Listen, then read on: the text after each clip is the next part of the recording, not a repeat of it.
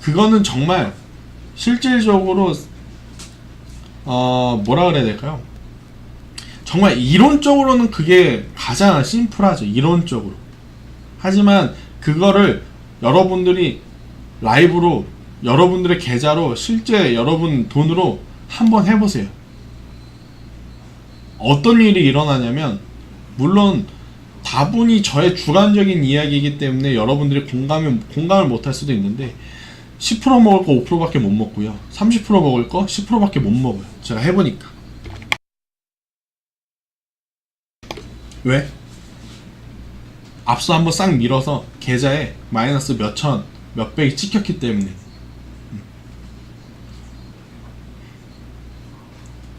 그래서 제가 절대적으로 자르고 지르고 할 생각은 말자라고 이야기하는 거예요. 그럼 어떻게 하면 되냐? 어떻게 하면 어떻게 하면 만약에 여러분들이 은행주를 하나 가지고 있어요. 여러분들 개별적으로 은행주를. 근데 얘가 마이너스 20이에요. 하나금융지주는 매수가 딱 근처네. 자, 그럼 여러분들 어떻게 생각을 해요? 이거 사고 싶지 않아요? 이거 사고 싶지 않아요? 그죠?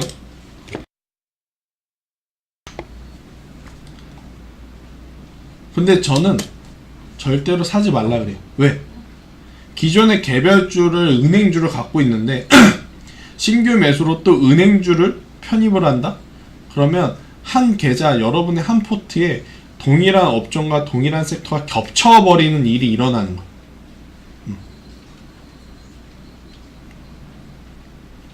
겹쳐버리는. 자, 1번부터 6번까지 한번 볼까요? 전기전자, 제약바이오, 5G, 자동차, 전기차, 은행주. 겹치는 업종과 섹터가 없죠. 포트는 이렇게 구성해야 되는 거예요. 그렇지 않고 제약이 6개다? 제약이 가면 브라보죠. 제약이 안 가면 소주 마시는 거예요. 속상하니까. 그런데 그게 올바른 투자가 아니다라는 거죠. 자, 그럼 뭐냐? 개별적으로 보유하고 있는 업종과 겹치지 않는 종목을 위주로 신규 매수를 하되 기존에 있는 종목은 제가 제시드리는 손절가가 이탈되지 않으면 그대로 가져가시면 돼요. 물론 이것도 확률이겠지만, 제가 손절가, 지금 당장 매도 의견 드리는 종목 말고 손절가를 제시드리는 종목은 여기 그 가격대까지만 빠지지 않으면 그래도 어느 정도는 회복할 가능성이 있기 때문에 손절가를 제시를 해드리는 거지, 바로 정리해야 될 기업들 같은 경우에는 지금 당장 전량 매도 의견 이렇게 이야기를 드립니다. 저는. 그래서 기본적으로 보유한 종목은 처음에 제가 상담 드릴 때 제시 드리는 손절가 목표가를 기준으로 하고요. 그리고 나서 여러분들이 계좌를 증자, 그러니까 신규 돈을 넣든 혹은 보유하고 있던 종목이 정말로 목표가를 달성해서 현금화를 하게 되면 현재 개별 포트하고 겹치지 않는 업종군을 매수를 하는 것이 가장 좋습니다. 아셨죠?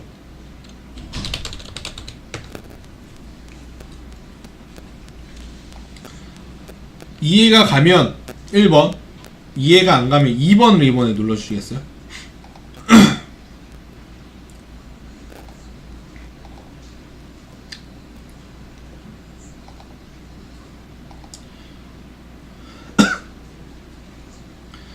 자, 여러분들이 지금 흔히 하는 거예요. 근데 이제 거기에서 제가 중점만 이야기를 드리는 거예요. 자, 스텝 1, 가장 많이 빠진 종목은 매수보다는 관망, 가장 보합권에서 치열하게 움직이는 종목 위주로 매수를 하는 게 좋고, 스텝 2, 기존 개별주 보유로 인해서 신규 매수가 불가할 때는 절대적으로 자르고 지르고 할 생각은 말자. 그러면 어떻게 하냐?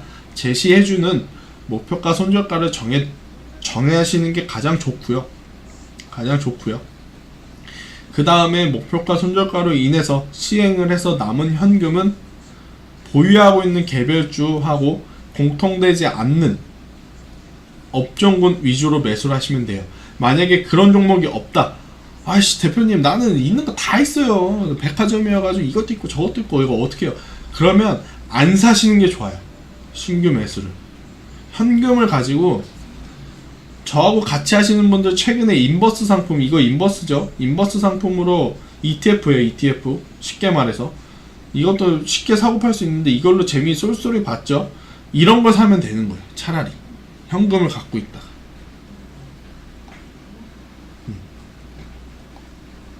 뭔지 알겠죠?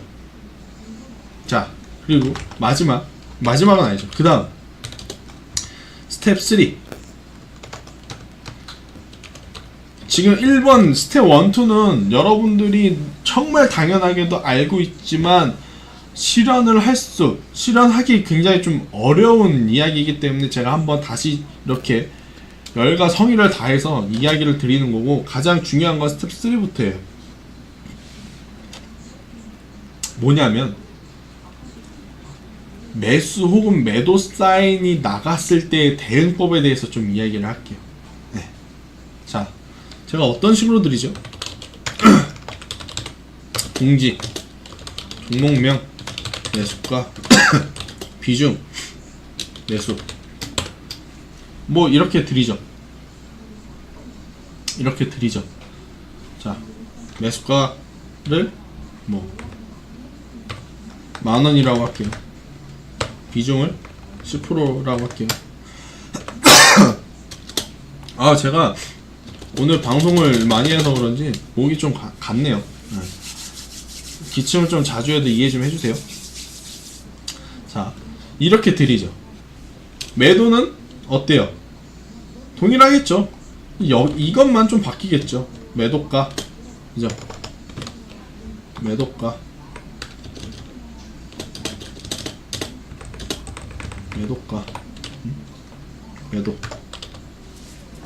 자, 이제 뭐가 문제냐면 VIP 리딩을 받으시는 80% 정도 90%에 육박하는 분들이 본업이 있는 직장인분들이에요.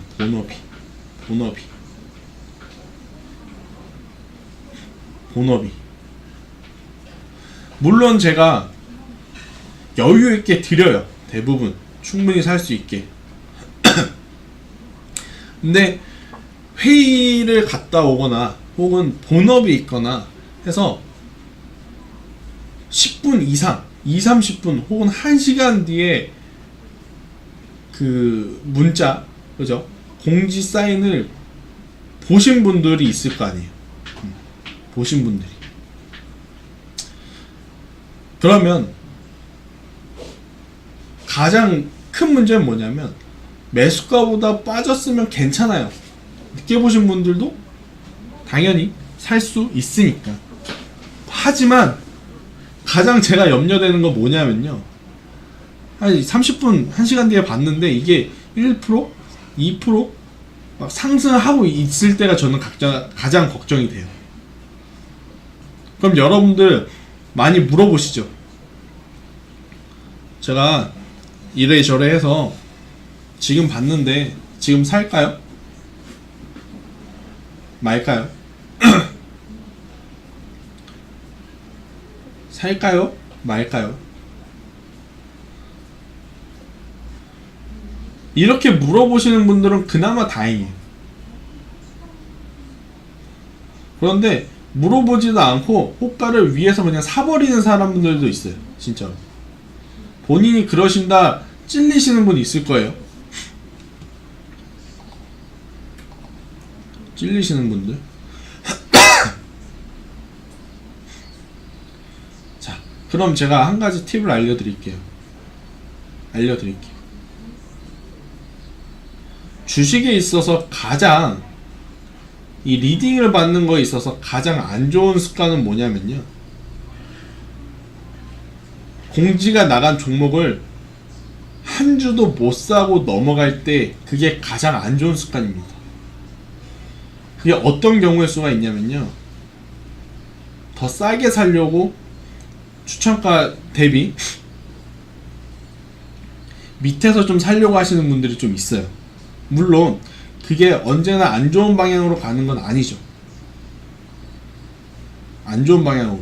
하지만 제가 누차 말하지만 지금 이 자리에서 이제부터 상승할 것이라고 생각을 해서 추천을 드린 기업과 자리이기 때문에, 만약에 추천가 대비 뭐 한두 호가 뭐 네다섯 호가 밑에서 조금 낮게 사려고 하시는 분들 같은 경우에 그런 습관을 가지시게 되면 어떻게 돼버리냐면요.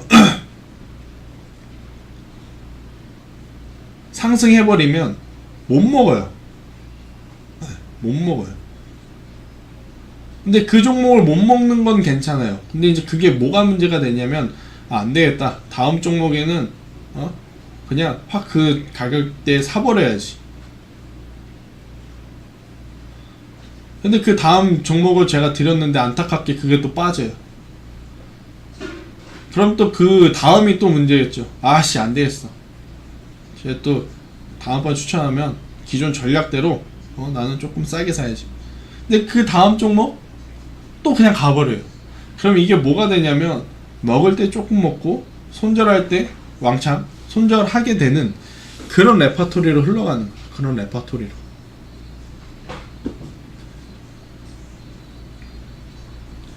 자, 이거를 미연에 방지하기 위해서는 저는 제가 항상 말씀드리지만, 이 리딩이라는 것은 여러분들이 소중한 회비를 저한테 내주시곤 하지만 제가 그 100% 중에 100%를 다 이끌 수 있는 건 아니에요.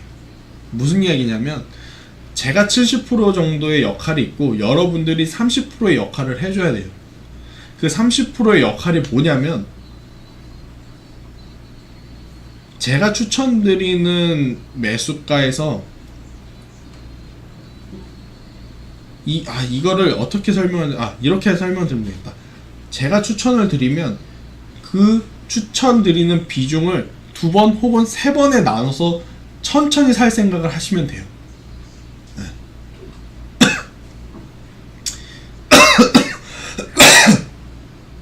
보통 사인이 나가게 되면 저 같은 경우에는 다른 전문가하고는 다르게 제가 이 관리해드리는 회원수가 굉장히 많은 거 여러분들도 아시죠? 그래서 추천을 딱 드리는 그 순간에 잠깐 확 조금 한 1% 정도 올랐다가 다시 되돌아오는 경우가 있는데, 한 가지 이제 여기서 또 중요한 팁을 드리면, 제가 제시드리는 비중을 나눠서 살 생각을 하시면 되는 거예요. 나눠서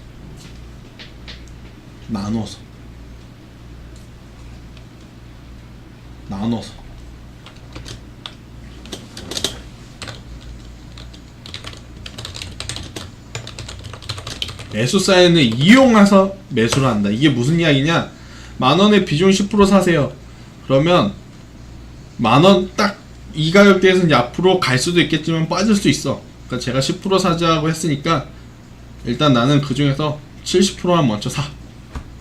그래서 가면 오케이인 거고, 혹시 모르니까 지금은 절반 사고 조정을 받으면 또 사야지. 그렇게 여러분들이 전략을 세워놓는 거예요. 여러분들만의. 잠시만요.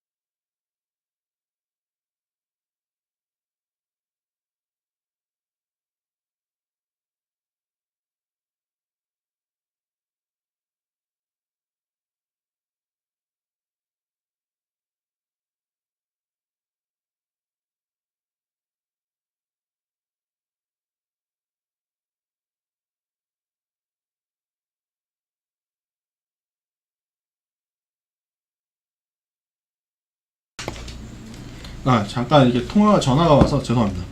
자, 매수 사인을 이용해서 매수를 하자라는 이야기를 드리는 거예요. 물론 이게 확률 싸움이기 때문에, 주식은 언제나 확률 싸움이기 때문에 바로 갈 수는 있지만, 제가 가장 속상한 건 뭐냐면요, 조금 살 때 조금 사더라도 일단 사야 돼요. 매수라는 행위가 있어야 매도라는 다음 행위가 따라붙는 거예요.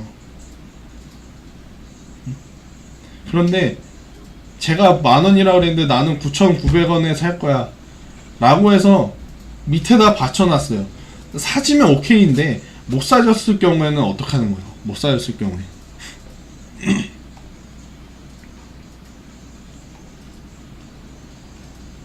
그러면 저는 여러분들한테 수익을 줬다라고 생각을 하지만, 이걸 못 사신 분들은 어떤 생각을 하냐면, 공식적으로 수익권에서 정리를 했다 하더라도 본인이 안 사셨기 때문에, 얘는 이 전문가는 안 좋아 이렇게 얘기를 한단 말이에요.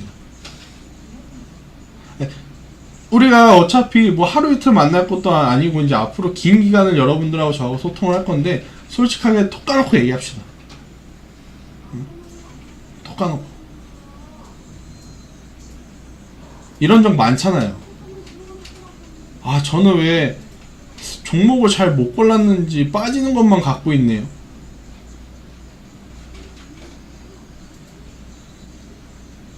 그런 이야기 하시는 분들 많죠.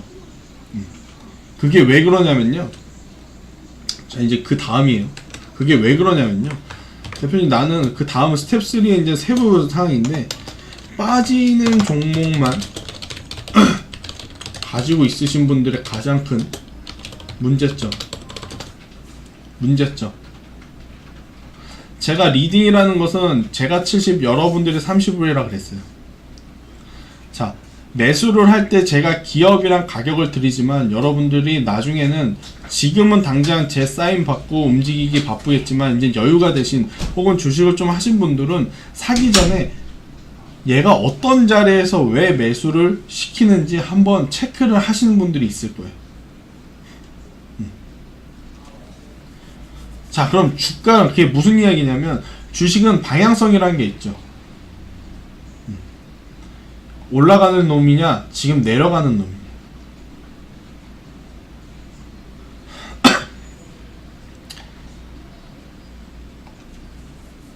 자, 주식에는 관성의 법칙이라는 게 있다 그랬죠. 올라가는 놈이 더 올라가려 하고, 내려가는 놈은 더 내려가려 한다.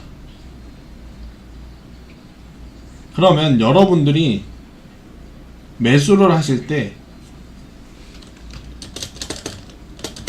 뭐를 체크를 해야 되냐면, 추세가 지금 추세가 강한지, 혹은 추세가 돌아 나가고 있는지를 딱 판단을 해야 돼요. 오늘 이거 굉장히 중요한 거예요. 이거 이번 주에 이어서 다음 주에도 이어서 할 내용이에요. 제가 간략하게 하려고 했는데, 사실 어제 제가 이야기를 한번 꺼냈죠. 영상을 녹화해서 드리겠다. 근데 이거는 제가 영상 녹화를 한 20분간 했는데 녹화를 해서 될 게 아니더라고요. 자, 이게 뭐냐면, 추세가 강한지. 추세가 강하다라는 것은 지니뮤직을 제가 요 앞전에 한번 리딩을 드렸는데, 추세가 강하다라는 건 딱 요런 거죠. 요런 거. 누가 봐도 추세가 강하잖아요. 강한 놈들은 저는 이걸 추천드립니다. 추천가 기준으로 먼저 제가 제시드리는 비중의 70%를 사고요, 밑으로 30%를 사시는 게 좋아요. 왜? 여러분들이 원하는 가격대까지 안 내려오고 추세가 강하니까 더 갈 확률이 높은 거죠. 반대로 LG전자 같은 경우 있죠. 지금 추세가 죽어가는 추세잖아요. 추세 자체는, 큰 추세는. 하지만 이제부터 돌아 나오는 그림을 보이는 종목이다 라고 했을 때, 이때는 반대로 사도 괜찮아요. 혹은 30대 70보다는 저는 이걸 원해요.